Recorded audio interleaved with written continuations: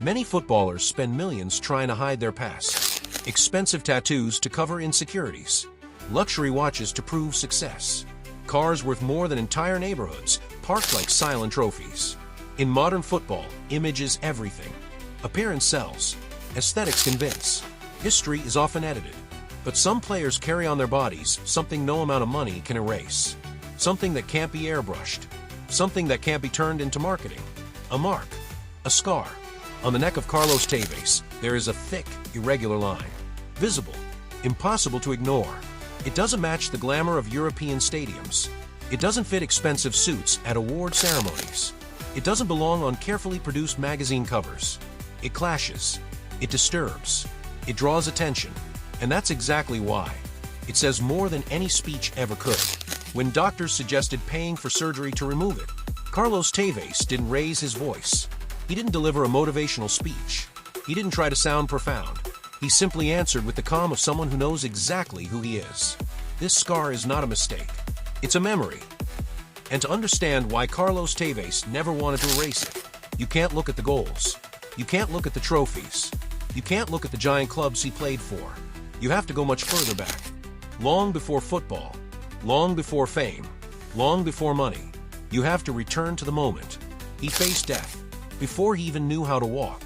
And if you enjoy real, raw, human football stories, stories that go far beyond goals and titles, make sure you like this video and subscribe to the channel right now, because the story you're about to hear isn't about winning matches.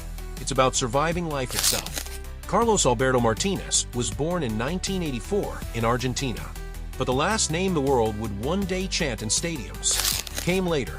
He was only 10 months old when everything happened.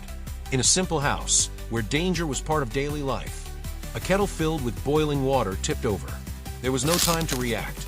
No warning scream. No protection. The water hit the baby's neck and chest directly. The cry that followed wasn't normal. It was desperate. The kind of cry that announces danger. The burns were severe, deep, immediate. Carlos was rushed to the hospital, and there began the first great battle of his life. Doctors didn't soften the diagnosis. The situation was critical. The risk of infection was extremely high. His body was too small to endure such trauma. Carlos spent nearly 2 months in intensive care. 2 months connected to machines. 2 months surrounded by bandages. 2 months living on the thin line between life and death. While other babies were learning to crawl, Carlos was learning to survive. While others took their first steps, he was fighting to breathe. And against all odds, he survived. But survival came at a cost. The scar on his neck wasn't superficial. It wasn't discreet. It was deep, irregular, permanent. A physical reminder of the first time Carlos Tévez cheated death. Without knowing it, that baby had just started a pattern that would repeat throughout his entire life. Carlos didn't grow up in a place that appears on postcards. Not a place tourists visit. Not a place the state proudly presents. Fuerte Apache, more than a poor neighborhood. Fuerte Apache is hostile territory. Danger isn't occasional there. It's constant. Gunshots are part of the soundtrack. The sound doesn't shock, it triggers reaction. Children learn early how to throw themselves to the ground, how to run without looking back, how to sense danger before understanding it. Drugs circulate freely. Weapons too. Football, when it happens, isn't entertainment. It's survival. Carlos didn't grow up dodging only defenders. He dodged syringes on the ground, broken bottles, fights that started for no reason. The pitches were potreros. Uneven fields, no grass, surrounded by concrete, trash, and threat. There were no new boots, no referees, no protection, only confrontation. And as if the environment wasn't brutal enough, Carlos was abandoned by his biological parents.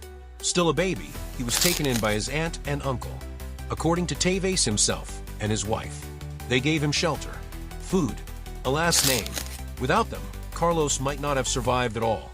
But even with love inside the house, Fuerte Apache was always waiting outside the door.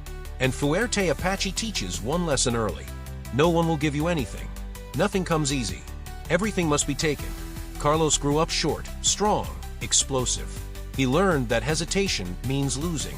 That showing fear is an invitation. That mentality would never leave him. For Tevez, football was never just a beautiful dream. It was an escape route. He played for money, for bets, for survival. He played against adults. against older, stronger, more violent men. And he never backed down. In one of those games, he received a brutal tackle. Fell, broke his teeth, blood on the ground, pain on his face. He spat on the dirt and kept playing. That's where the player the world would come to know was born. Fearless, relentless, unapologetic.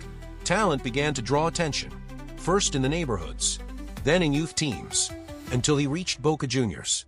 Wearing Boca's shirt isn't just playing football. It's carrying a popular identity, representing the working class, playing with your heart on fire. Tevez fit as if he had been molded for it.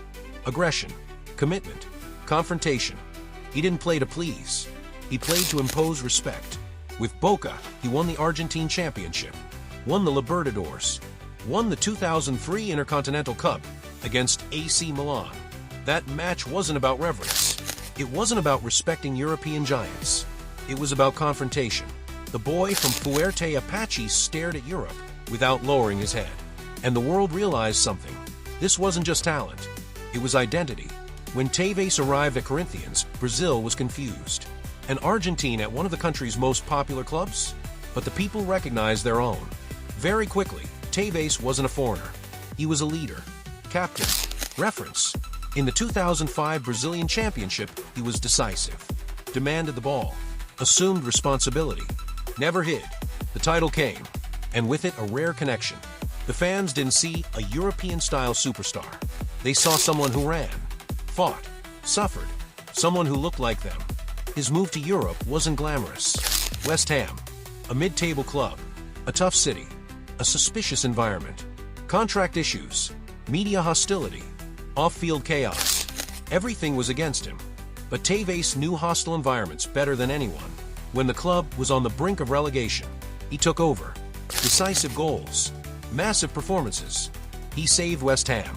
While many would have collapsed psychologically, he grew, because chaos had always been his territory. At Manchester United, he shared a dressing room with Cristiano Ronaldo and Rooney. But Tevez never wanted to be the most marketable. He wanted to be the most reliable. He ran when no one else ran, pressed when the match felt dead, fought when the team relaxed. He won league titles, Champions League, Club World Cup, and yet, he was never the priority. And that hurt, because those who grow up in Fuerte Apache always feel when they're not fully wanted.